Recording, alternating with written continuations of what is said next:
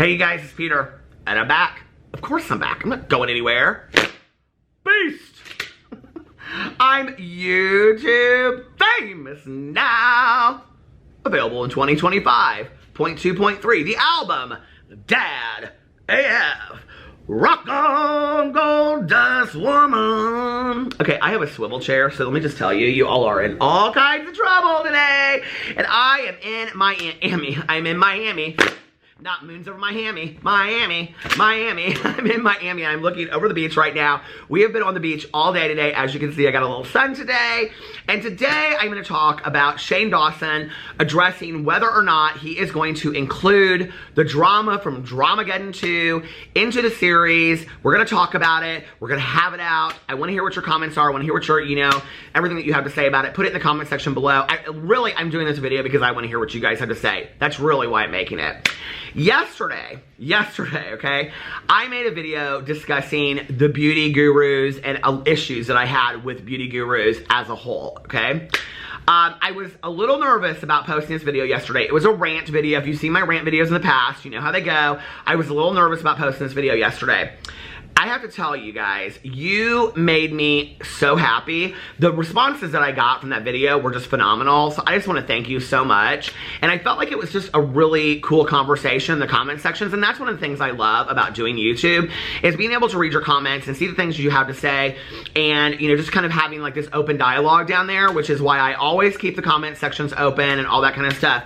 But be kind, be considerate to one another, be classy, those kinds of things, we can be classy and keep it 100 in 2019, don't you think? So anyway, all right, let's get into this video. And today I'm going to talk about Shane Dawson talking about the rest of the series and that he's kind of tired and he doesn't really know what he wants to do with the rest of the series. I watched the whole live stream. I'm also going to put some clips up for you in just a couple minutes in case you haven't seen that. But first I want to say this, okay? Y'all, I'm tired, okay? Let me tell you what I'm tired of. Now here's a little bit more of a rant, okay? I am so tired of these beauty influencers feeding this idea out, and they're like, oh my god, I just had the most amazing idea in the entire world. Oh my god, I'm gonna do my face. I'm gonna do an entire face using just rubber bands and super glue. Please do it, okay? Anyway, and they always go, they're like, and they tease it out on Twitter, like, you guys are never gonna guess what this idea is. Oh my god, and you know what it becomes? It becomes the boy or the girl who cried wolf, okay? It just, at some point, it becomes so overkill. It's like every idea you come out with is the most exciting idea in the entire world. Well, James Charles tweeted that out a couple days ago, okay?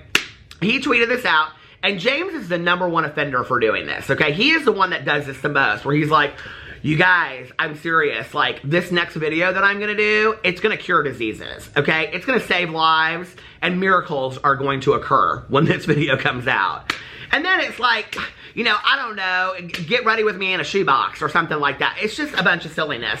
So anyway, he was tweeting this video out the other day, and I was like, and I said this in the video, if you watched my video the other day, I was like, please, Jesus, okay? Let him review Tati's palette and the conspiracy palette, okay? Please let him go there. Please let him realize this is what people want, okay?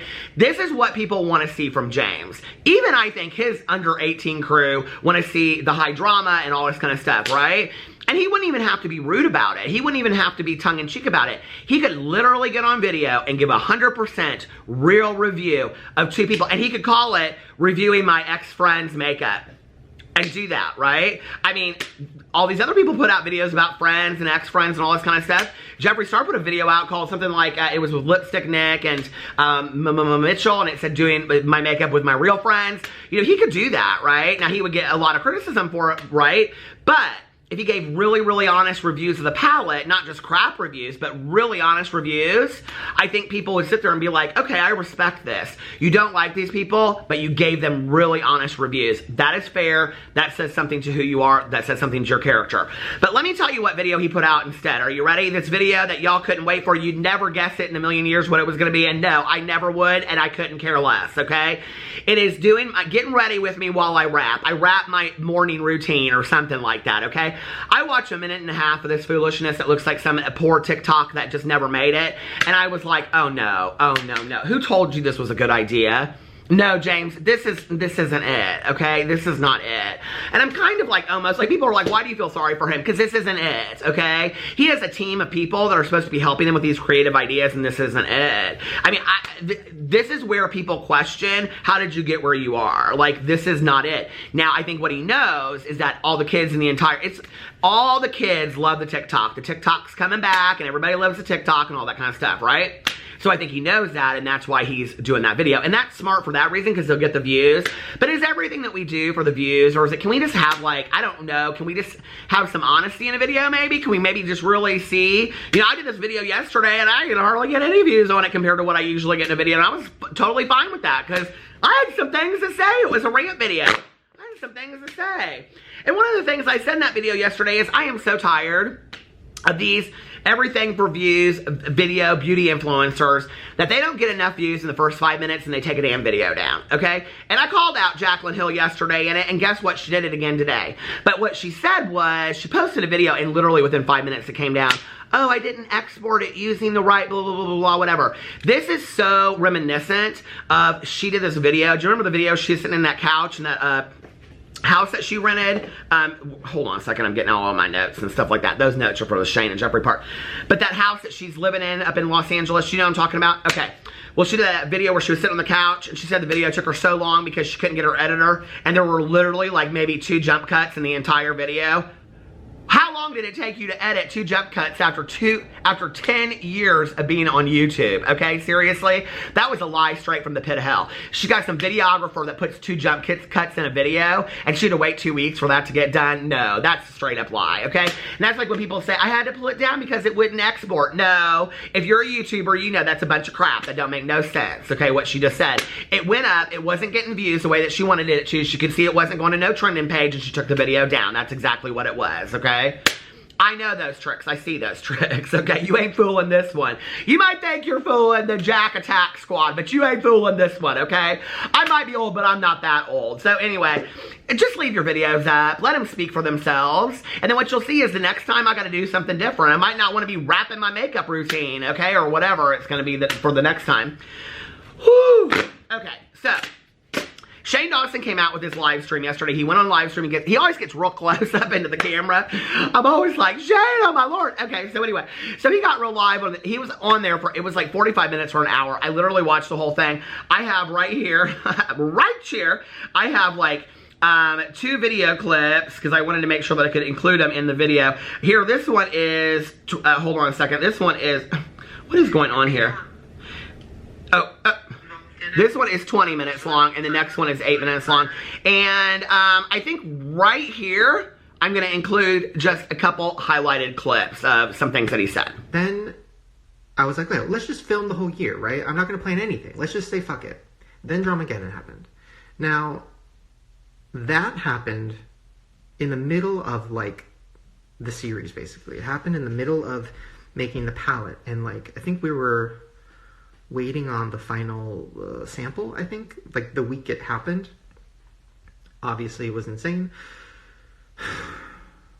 So we filmed it. Andrew filmed the whole thing. I wasn't planning on filming any of it. I literally just had an out-of-body experience because I can't believe I'm talking about this because it's so, like, what is my life? Okay, sorry. I'm 31. Okay. So, we filmed all of it because I felt like, okay, well, in my head, I'm like, this is going to have a good ending, right?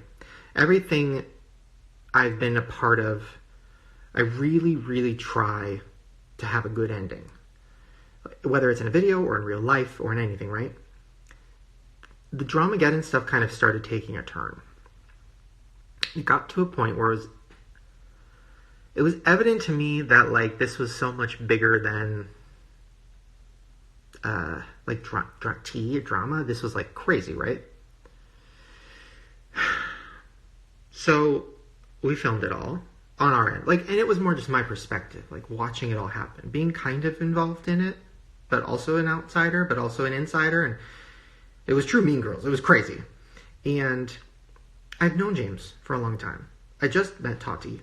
I had a lot of feelings about everything. I love Jeffree like family.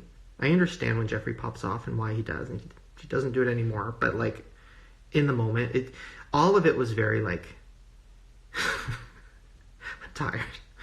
Okay? I'm tired. So we filmed it. And then we just kept filming everything. Then the palette, and then all of that. Now, the resolution of Dramageddon was good, right? Jeffree didn't post his receipts, and James went to Kylie's skin launch party, and Tati put out a palette, and everybody's good, right? Now, then we were still filming. Now it's what, November? So around September, I was like, what the fuck is this series? Like, it's so much footage, hundreds of hours of footage. It's all entertaining, but like, what the hell is this series? And are people going to care about the palette? I don't think they're going to care about the palette. What do I do? What do I do? What do I do? So then I made the trailer. The trailer I actually edited in fucking March or something. I don't know, a long time ago. And I loved the trailer. And I knew the Dramageddon stuff was in the trailer. But my whole thing was like, okay, I'm going to, whenever the drama episode comes, I'm going to have a message and a point, right? Like I'm going to, because there is a message. And here's the truth tea of all of that.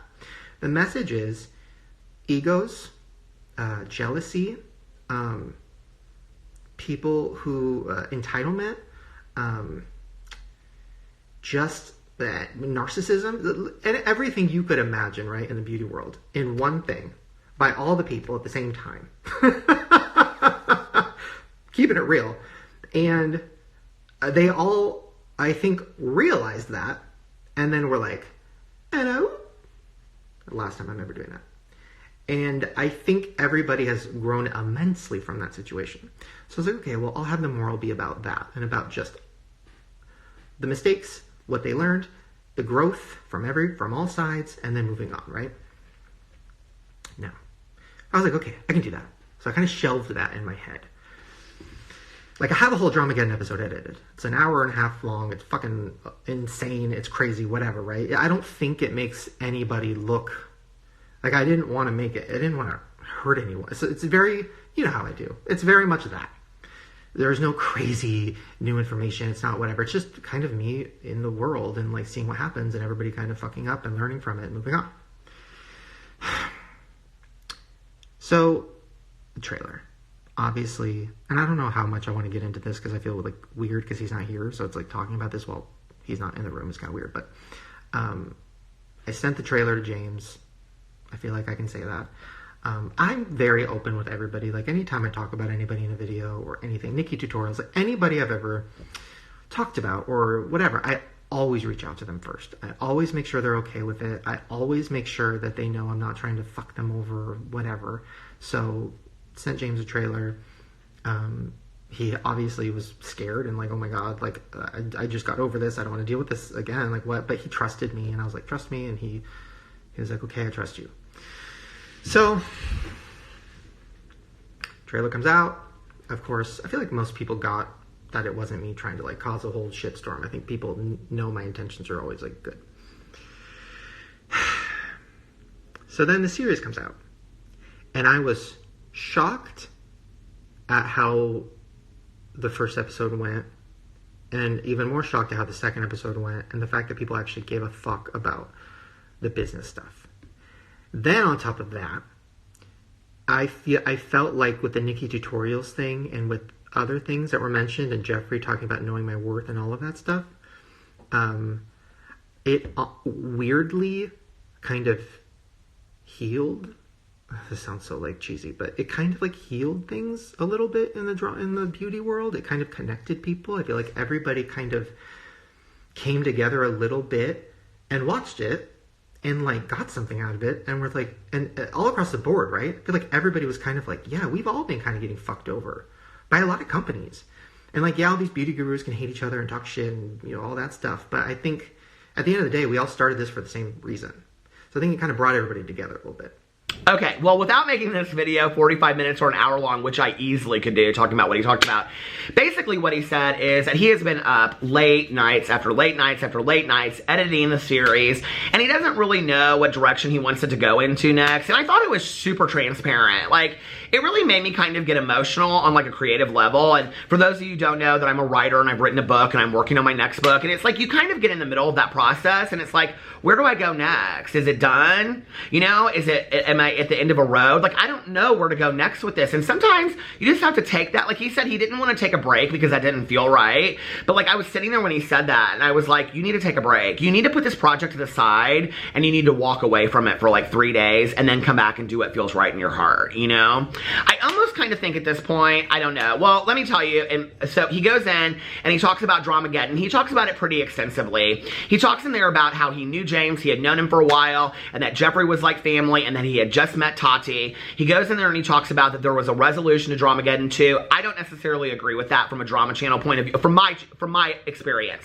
I don't necessarily agree with that. He said, but for him, his perception, I can understand how he sees it that way.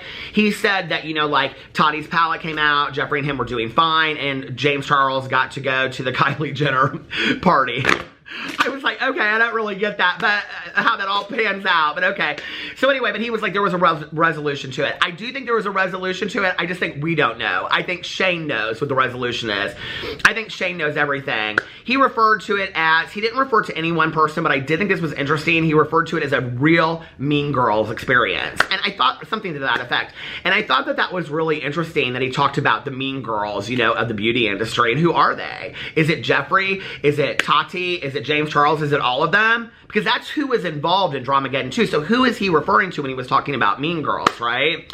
And then he went in there and he said something that was interesting to me. He said, you know, like, I know Jeffree, he said Jeffree didn't show the receipts, but Jeffree did threaten to show these receipts.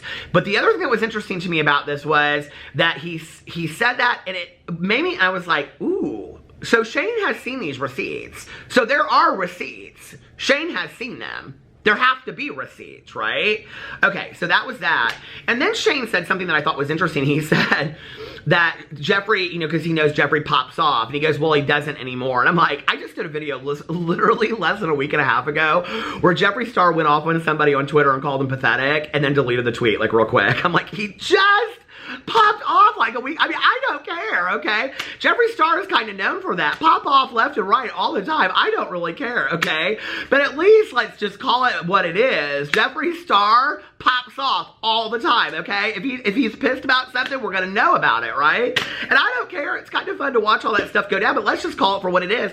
And the thing I think people don't realize is, if Jeffree Star wasn't kind of that, like, that kind of, I don't know, like, I say diva sometimes and people hate when I say that, but if he wasn't that kind of, like, don't F with me kind of person, I don't think people would like Jeffree Star the way that he does, you know? Jeffree Star is kind of like, I don't necessarily see him this way, but I think a lot of people see Jeffree Star as Jeffree Star against the world kind of thing, and, you know, he's the ultimate, you know, like, hero villain all in one, and, you know, he was the villain, and now he's the hero, and now people love him, and some people love to hate him. It's just, it's so, he is a phenomenon on YouTube like nobody's business. So then Shane goes in and he talks about all that kind of stuff, and he said, I mean, he is a phenomenon in the world. So then Shane said that, you know, when he started it, he started doing it organically, or that he never really thinks it through how it's going to go. And that he had thought organically that it would be like an episode about PR, an episode about this, and then the palette came out. And then it turned into this whole thing about the palette.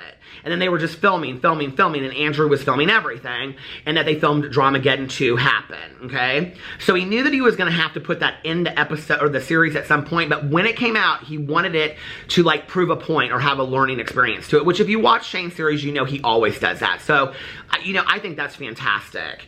I still wish he would. I still wish he would just, I don't know, like, maybe do, if it was 7 was the launch, 8 was, like, a year in review of, like, all the things that happened, and he literally could do 5 minutes of Dramageddon 2, show the clip of them sitting there and kind of like what his thoughts were about it, or if it was just a whole video of him just kind of like talking over the things that had happened over the last, you know, year. I think that would be real interesting. Everything from him getting engaged, to the Morgan stuff, to Dramageddon 2, to just, I mean, flying in a private jet around the world, all of this stuff, right? You know, and just do maybe a voiceover video, and it would just be, you know, like, I don't know, showing footage of all that stuff. He wouldn't have to go in and dissect it and whatever. I don't think people care about that. I don't think people care to have the drama dissected anymore. In all honesty, I don't. But I do think, okay, that it needs to be addressed even on a small level. And I will say this, I said it in a previous video, that if he would just come out and explain it, then I would be fine with that. And in all honesty, what he did in this live stream was enough for me. I'm like, okay, I get it now. I get why you don't want to include it. But a lot of people are saying, okay, now I'm just, listen, don't shoot the messenger, but a lot of people are saying, well, now that the palette's out, you don't want to talk about the real stuff, okay? And you've been waiting to talk about the real stuff because you knew the palette was going to come out. So what was this? Was this really all just like people speculated, that it was this big marketing thing? Or was it really about a year making makeup? What was it? You know, and I guess really that's all about perception, isn't it? From how you see things. You know, I think the other thing that I think is interesting is when this all started, you know, he said that he was going to be meeting with a lot of beauty influencers, and he did. He met, like, I think with, Tati, he met with her. He met with, I think, Cole from Cole's World. There were a lot of people that he met with over time and, like, talked to about makeup, and he talked about buying all this makeup and whatever, but we really haven't seen that in the video. We really haven't seen him meeting with other beauty influencers or beauty gurus, or really just sitting down there and learning about makeup. And in his live stream, he said, I own so much makeup. I have so much makeup, right? But we don't really see, like, tons of that. Like, we see little bits and pieces of that, and I would be real interested in that, to see his love and passion for makeup. Because his passion to me seems in trying to figure out the behind the scenes of the business aspect. That Shane is somebody that always seems to me to want to, like, try to figure out what's going on behind the scenes, right? But it doesn't translate through to me that he's super excited and interested about makeup, but I believe that he is because he says it. And so I would kind of like to see that. And I think to have part of that be an episode as well, just him playing around with makeup, I think would be really, really interesting. Now, I will say that one of the things that I didn't understand was that, and this is my only criticism about the whole thing, was that Shane said in there, okay, and I did a lot of fact checking when he was talking, because I was like, okay, he said this and this and this, and so, a lot of things added up, but a lot of things didn't. And one of the things that he said in there was that the trailer was shot, like, early, like a long, long time ago. He didn't even remember when he shot it. And he said, like, in March, okay? Well, I looked, and the Bye Sisters video, okay, came out, like, in May. And then James Charles on May 8th, I think it's May 18th. My phone literally just died on me, you guys. I'm sorry. I think, here, true story, it just died on me, okay? I think on May 18th, he posted this video called No More Lies, which is response to Tati and Jeffree, okay? So if that were the case, then well into the series of knowing about the Jeffree palette or the palette he was doing with Jeffree and all that kind of stuff, Dramageddon happened way later into the game, so he would have made that trailer in May, June. Well, that was just a couple months ago, so he would have had to have known what the series was going to be about then. And then it makes you wonder, does he just not really want to do the drama? And I don't blame him for it. I kind of wish that Shane would just, because people literally at this point, like, let's just be for real. Let's just call it for what it is, okay? Shane could get in a video and say, I'm done. I'm not doing any more of the series. And be in a live stream and say, hey, listen, you guys, I love you. Thank you for, you know, buying the palette, and I had a great time doing the series, but I'm done with the series. Because that's kind of what he said last night. Like, I'm just kind of like, I just want to, he said, kept on saying this at the end, like, I'm so happy, I want to stay happy. And I think everybody wants people, why don't we want people to be happy? Like, I don't understand that. Why don't we want people to be happy? Don't we just want people to be happy? So anyway, you know, I get it, you know, but I think if he got in a live stream and he said, listen, you guys, I'm done, okay? Like, there will be no more of the series. I'm not addressing the drama. I'm not addressing, because I don't want to. And hate me if you hate me, love me if you love me, but I'm just not, I don't think anybody would care. I really don't, okay? So he literally could do what he wants to do with it. I think if Shane called me up and said, Peter, what do you think I should do? This is the advice I would give to him. I would say, don't do 9 parts, okay? Do 1 more episode, wrap it all up, do the launch, make the launch part of it 20 minutes to 30 minutes, and make the last half an hour a year in review, and end it 5 minutes, do it like an hour and 10 minutes, and do the last 10 minutes, you and Ryland, and how you've been affected by this whole thing, and what your life looks like today. Do that! And end it on that note, and I think that would be beautiful. And then you don't have to do episode 8 and 9. Don't feel stressed about it. Nothing creative should feel forced. Nothing creative should feel forced. So anyway, I don't know. Do you guys want to see the drama? Do you think that we deserve the drama? Do you think we don't deserve the drama? Let me know what you think in the comment section below. I love you guys, and don't forget to go watch my Beauty Guru rant from yesterday. Trust me, okay? It's a good one. I love you, and I will see you tomorrow. Bye.